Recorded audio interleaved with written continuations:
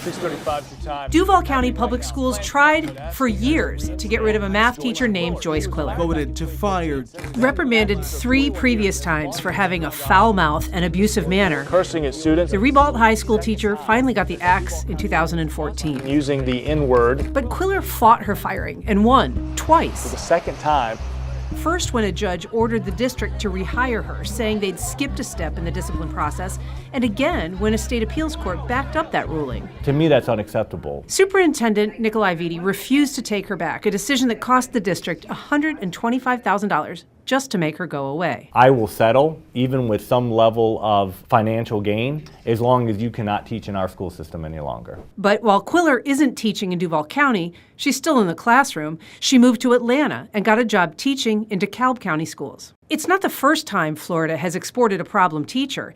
It imports some too. That's because for teachers who face discipline, moving is sometimes the quickest way to leave their past behind. If it was not good enough for that state, it should not be good enough for our state. Eunice Barnum has 4 children in Duval County Public Schools and said she's stunned to learn this district might become home to other people's problems. A joint investigation by Tegna Broadcasting Stations and USA Today has found thousands of teachers who have faced discipline in one state but are still teaching in another.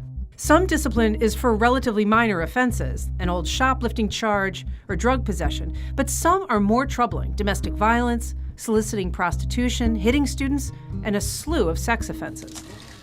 Peter Moronis was suspended for being a bigamist and a batterer, but continued to teach in Hillsborough County. Carrie Collins was suspended after allegedly engaging in a competitive fraud and allowing her husband, a sex offender, to access school grounds. She continues to teach in Polk County.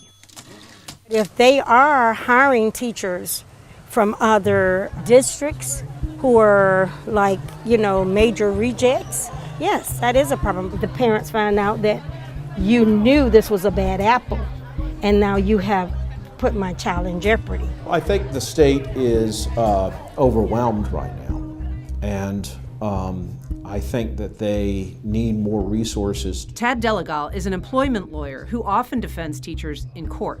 He says more investigative manpower would better protect teachers and students. But that doesn't help parents, who until now have had no way to search a teacher's out-of-state discipline history. I think access to information is important, and empowering people with knowledge only leads to better and stronger conversations. Superintendent Vitti says he welcomes the idea of a searchable teacher's database.